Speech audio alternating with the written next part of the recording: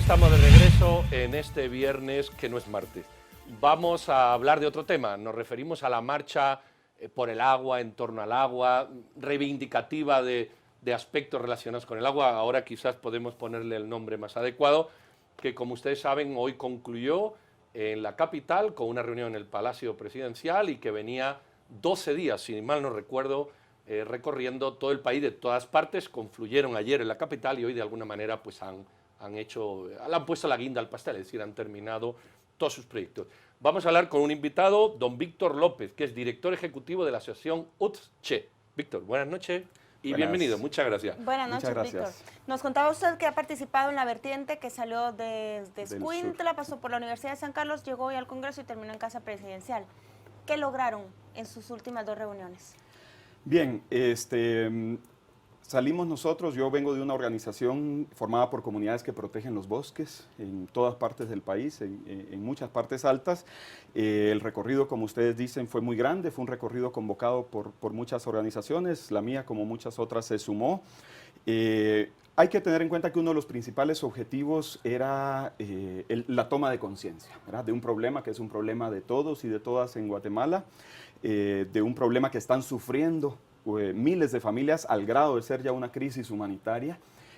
Podemos ver los casos en la costa sur que hemos hablado mucho, y yo pienso que se ha tenido hoy un inicio de diálogo con el Congreso que consideramos que es muy positivo. Algunos creían que esto es una marcha por una ley de aguas, y esto es falso, ¿verdad? Los organizadores de la marcha propusieron a toda la sociedad, a todos los que quisieran sumarse, algunos objetivos. Entre ellos, pues, denunciar casos concretos que están ocurriendo, también levantar, como dije, la conciencia y sí, un clamor porque el agua sea para todas y para todos. Hay Víctor, algunos vectores, vamos a decir, medulares en el proceso, digamos, reivindicativo de toma de conciencia de la marcha. Voy a poner un ejemplo que a lo mejor no es. Pues queremos una ley para la protección de la cuenca del no sé qué, para la comunidad Pepe. O queremos, no sé, algunos vectores medulares que independientemente de la toma de conciencia han estado ahí, porque se han visto muchas pancartas de muchas cosas. Claro. Bueno, el cauce de los ríos es ese vector, ¿verdad? Es el hilo conductor. Lo que pasa desde arriba de la cuenca, desde donde se está el agua captando, y de lo que está ocurriendo en las partes altas, en los bosques, en las montañas, hasta el drama de lo que está ocurriendo en la costa y en el ecosistema manglar. Entonces, ese es el vector. Y como dice, los casos, tal vez no clamando por una ley específica para cada caso, no sería viable ni mucho menos, pero sí hay demandas muy concretas, ¿verdad? Los ríos no están llegando a los manglares ni al mar. Y se está no solo dañando irreversiblemente un ecosistema vital para el país en todos los aspectos, ecológico, social y económico, ¿verdad? Sino que se están vulnerando los derechos básicos de las poblaciones allá en el sur. El derecho a la alimentación, porque sus medios de vida y los de muchos otros, todos los que nos comemos un ceviche a cada fin de semana, se está dañando una economía, se han acabado. Sí, pero para los que viven su medio de vida es un impacto gravísimo que se agrava cuando, además del desvío de los ríos, la excavación de pozos demasiado profundos para la irrigación está dejando sin acceso al agua. Por eso decimos que es al grado de una crisis humanitaria. Pongo el caso de Champerico, ponemos el caso de las comunidades, por ejemplo, en los ríos Madrevieja y Coyolate, que se han ventilado mucho en estos últimos días. Ese es el hilo conductor o el vector, como dices, ¿no? Le formulo nuevamente la pregunta, ¿qué plantearon ante los diputados y ante Casa Presidencial? Bueno, se recolectaron cerca de 70 denuncias concretas, ¿verdad? Denuncias que podemos agrupar tal vez en unas 3 categorías si pensamos siempre en la cuenca, desde la parte alta hasta la parte baja, ¿no? En las partes altas de las cuencas y en las partes medias se están presentando denuncias que tienen que ver con proyectos privados, sobre todo de generación de energía eléctrica y extractivos, que están pasando encima de los medios de vida de los pueblos, de las comunidades, y que no han sido debidamente consultados, ¿verdad? Sabemos que es legislación vigente en el país el derecho a la consulta. Si bien no está reglamentado como debería ser, sí hay reclamos de proyectos y concesiones que se hacen sin consulta a los pueblos indígenas, por ejemplo, que en esas áreas tienen derechos y tienen una posesión ancestral. En las partes medias, pues tiene que ver con esto, con el acaparamiento del agua, con el desvío, ¿verdad? Y en las partes bajas hay denuncias, bueno, las denuncias por contaminación creo que se extienden hacia todos lados y son muy diversas y por muy diversas causas. Yo creo que este es un tema de un debate muy amplio todavía en el país, ¿verdad? En el sur, las demandas de contaminación sí son muy focalizadas hacia los ingenios azucareros, hacia las industrias procesadoras de distintos productos vegetales, la agroindustria en general. Y también ahí pues las denuncias que tienen que ver con esto, con privar del derecho al agua a los ciudadanos.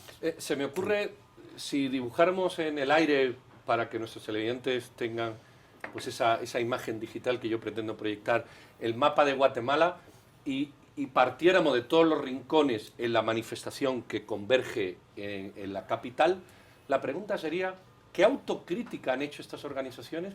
Porque yo me atrevería a decir que el 90% de las comunidades de procedencia de los manifestantes no tienen depuradoras, los residuos van donde sea, es decir, que... ¿Plantas de tratamiento, dices tú? Sí, ¿qué autocrítica hay de decir, bueno, estoy pidiendo el acceso al agua, pero en mi propia comunidad ni siquiera me preocupo de tener una depuradora? O sea, yo soy el contaminante inicial de mi comunidad.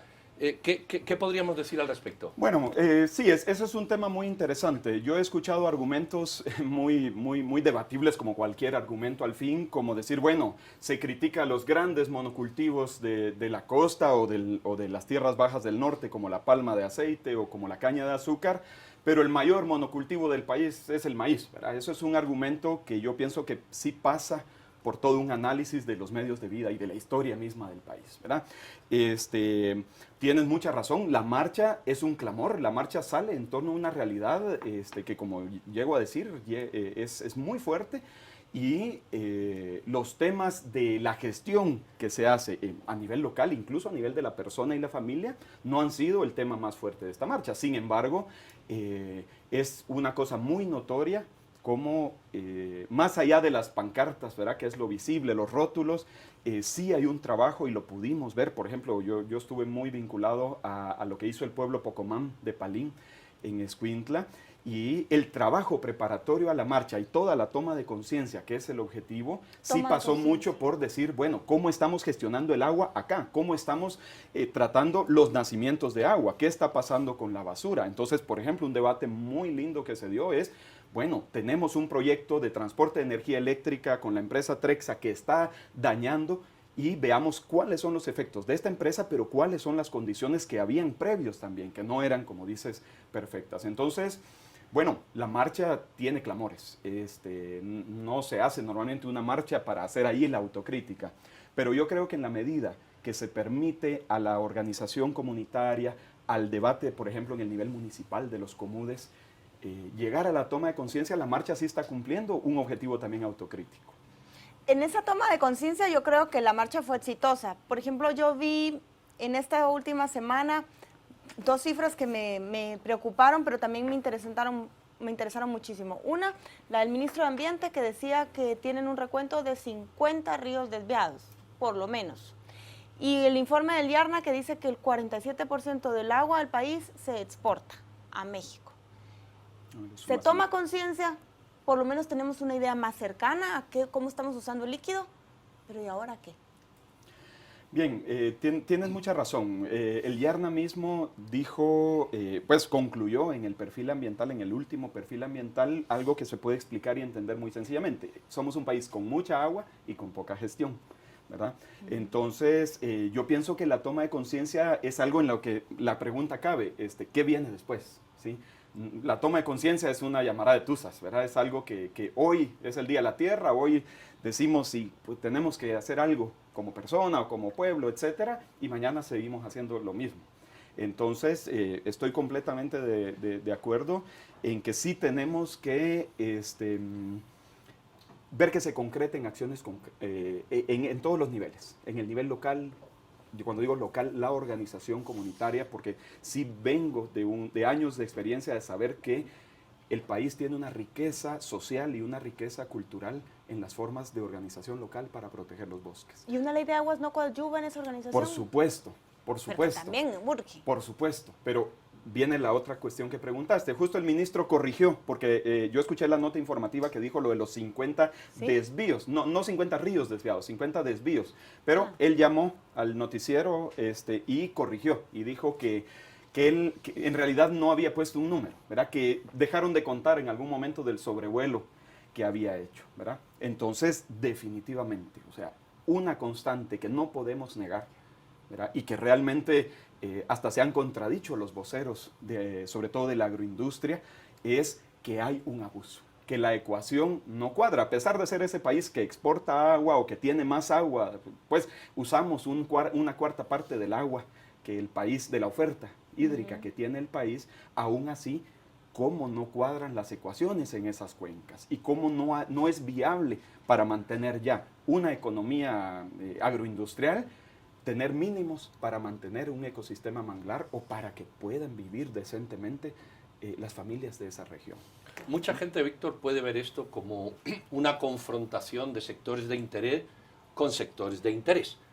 Sectores de interés de organizaciones, no nombremos, algunas de las que organizan la manifestación, con sectores de interés tradicionales criticados como han sido las hidroeléctricas o han sido los cultivos de palma o han sido los azucareros. La primera pregunta es, ¿cómo imaginamos? ¿Es esto así o realmente no tiene nada que ver esta percepción? Y la segunda es, si no fuera así, a lo largo de la cuenca hay que ponerse de acuerdo mucha gente. Desde el usuario que no tiene agua potable, pues hasta el del manglar, que es el último, y ahí por medio y todo. ¿Esto en qué foro se puede hacer? Son dos preguntas. Primero, si esa confrontación tuya dices no existe, no es esa la intención, o realmente subyace, porque hay que disipar un poco las dudas, ¿verdad? Y la segunda es en qué foro se puede o se podría debatir esto, porque habrá que hacerlo posiblemente por cuencas o por sectores. Es decir, tampoco una ley general a lo mejor sirve porque las cuencas son diferentes. Sí, recordemos que iniciativas de ley, y no solo el texto, ¿verdad?, sino realmente la iniciativa de grupos comprometidos con la temática, preocupados genuinamente, ¿verdad?, y asumamos que sin un interés no legítimo por provocar conflictos o confrontaciones, han habido, ¿verdad?, y precisamente no han avanzado por una serie de condiciones desde muy distintas posturas, desde el sector privado, por lo que tiene que ver con la internalización de los costos de los servicios ecosistémicos que permiten que el agua se use en la economía, pero también del lado de los pueblos indígenas, que no han tenido precedentes de que el Estado respete sus propios sistemas, el caso de Totonicapán con su sistema propio de servicio comunitario, el Cachcol, que ha permitido que esos bosques no solo se preserven por años, sino que la gestión del agua sea una gestión justa y armoniosa en la sociedad, pero no tienen precedentes los pueblos de que una normativa del Estado, una legislación respete o que cumpla, como dijimos ya en esta misma mesa, con lo que mandata la Constitución, de reconocer, respetar y promover las formas de organización social de los pueblos. Entonces, bueno, ahí tienes toda la razón, hay que ver qué es lo que subyace. En torno a los problemas, bueno, el trabajo que hacen los medios de comunicación es importantísimo, porque más allá, digamos, de los grupos de interés, hay una realidad que hay que informar cómo es, ¿verdad? Yo les invito que, como ya lo han hecho, lo han empezado a hacer algunos medios, sí se pueda hacer periodismo de mayor profundidad de lo que está pasando en alguna cuenca, por ejemplo, ¿no? Claro.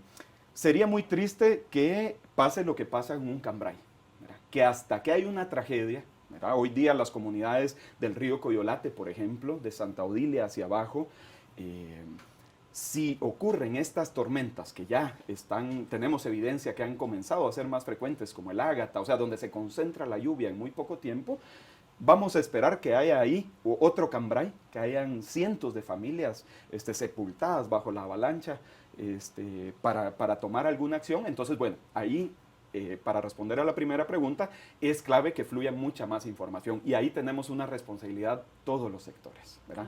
Y por supuesto, los medios de comunicación hacen una labor muy grande.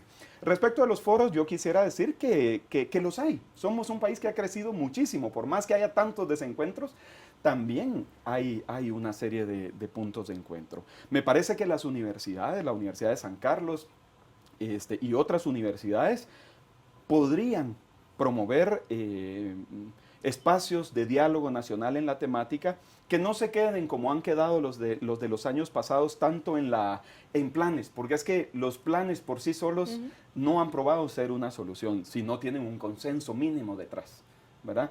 Pero que vayan caminados hacia regulaciones que también nazcan de consensos, pero que empiecen con una mesa más o menos limpia y con todos los presentes con un ánimo constructivo. Entonces me parece que puede haber allí, por supuesto, los sectores sociales como los que estamos participando en la marcha.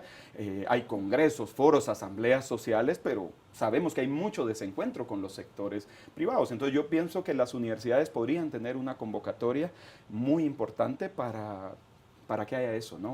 Un posible consenso mínimo sobre el agua. El país lo necesita. En esta coyuntura, 2 diputados de Convergencia plantearon recoger las 16 iniciativas de ley que hay para regular el agua y volver a formar una que se consensúe. ¿Qué expectativa tiene usted? Bueno, es un trabajo que hay que hacer. Yo pienso que el Congreso y la comisión que atiende la materia tienen que hacerlo. Además, yo creo que el trabajo que se ha hecho, no lo conozco todo, conozco algunas de las iniciativas y conozco algunas de las personas que las han impulsado y creo que hay elementos valiosísimos, ¿verdad? Se debe hacer. Sin embargo, la realidad del agua en el país, y se muestra con la información que se ha publicado en torno a la marcha, es muy, muy cambiante. O sea, sí hay que reconocer que estamos de una manera bastante agresiva llegando a límites que no se pueden sostener en términos de la vida humana misma, en términos, por ejemplo, de los ecosistemas como los que ya mencioné de los manglares, en términos de lo que está pasando en el corredor seco y la gestión del agua, que esa se conoce menos, pero hay iniciativas también muy bonitas que están ocurriendo de un manejo más eficiente del agua, la cosecha de agua de lluvia, y en varias escalas, en escala de producción grande y en escala de producción campesina, familiar, pequeña también. Entonces, todas estas son dinámicas cambiantes que a lo mejor hace 10, 12 años, 15 o 20 años, cuando se han discutido estas leyes, no eran elementos que estaban al alcance o precedentes ya convertidos en viables. ¿Sí? ¿Hay algunos ejemplos de referencia en comunidades o en poblaciones pequeñas donde se haya ensayado pues algún sistema de este tipo que pueda ser un modelo extrapolable? Porque por algún lado hay que empezar. Es decir, si tienen que convivir riegos industriales con hidroeléctricas necesarias para producir, anteriormente con cultivos familiares o de pequeñas cooperativas. ¿Hay algún ejemplo, se te ocurre algún ejemplo, en toda la cuenca? No ya siquiera en familiares, sino en toda la cuenca. ¿Hay algún ejemplo de referencia que, bueno, pues esto pudiera servir? De toda una cuenca, yo creo que no la tenemos. Yo, hasta donde lo conozco, bueno, somos un país con un número no tan grande de cuencas. Y las cuencas son complejas, incluyendo las cuencas transfronterizas, que como decías hace un rato, son una parte importante del volumen del agua que fluye en el país y hacia las vertientes diferentes, ¿no? Pero a nivel de microcuencas o de regiones, sí hay experiencias muy interesantes. Yo estoy vinculado hoy día a la experiencia de Salamá, que me parece notable por varias razones. Una, porque las comunidades de esta región, si bien no son las partes más secas del país, ¿verdad? Zacapa, Chiquimulas, lo que realmente conocemos como la región seca, el corredor seco, sí son una región que, según los estudios que han hecho la Universidad del Valle y el IARNA sobre todo, son de esta zona que se está convirtiendo en corredor seco, ¿verdad? Yo creo que todos conocimos hace un tiempo algunos de los estudios que hablaban de la expansión del corredor seco, y las proyecciones mismas que en base a los escenarios de cambio climático hace el IARNA muestran cómo el país tiene en general una tendencia a la reducción de precipitaciones y al estrés hídrico muy grande de aquí a 50 años, ¿no? De aquí a 2060 y 65. Entonces estas zonas son zonas que ya empiezan a ser corredor seco.